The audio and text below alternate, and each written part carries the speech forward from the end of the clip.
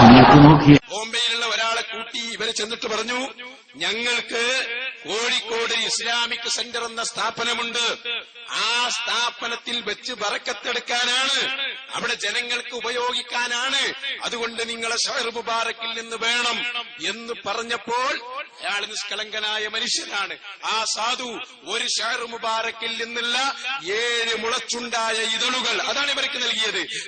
ഞങ്ങൾ ചെമ്മാട് ദാറുൽ ഹുദ എന്നൊരു സ്ഥാപനമുണ്ട്, ആ സ്ഥാപനത്തിന്റെ ഫോട്ടോ കാണിച്ചു കൊടുത്തു, ആ സ്ഥാപനത്തിന്റെ കുട്ടികളെ ഫോട്ടോ കാണിച്ചു കൊടുത്തു, എന്നിട്ട് ഞാൻ തൊട്ട് കാണിച്ചു കൊടുത്തിട്ട് ഇവിടെ ഇതിന്റെ മുകളിൽ ഞങ്ങളൊരു കുപ്പയുണ്ടാക്കും, ഗ്ലാസ് വെച്ചിട്ട് നല്ല കുപ്പയുണ്ടാക്കി അതിൽ ഞങ്ങൾ സൂക്ഷിക്കും, നിങ്ങളെ പേര് അവിടെ എഴുതും, എന്നിട്ട് ഖിയാമത്ത് നാൾ വരെ നിങ്ങൾക്ക് ദുആ കിട്ടും, അതുകൊണ്ട് നിങ്ങളിൽ നിന്ന് ഞങ്ങൾക്കും റസൂലുള്ളാഹിന്റെ ഷഹർ മുബാറക്ക് തരണമെന്ന് കേണപേക്ഷിച്ചപ്പോൾ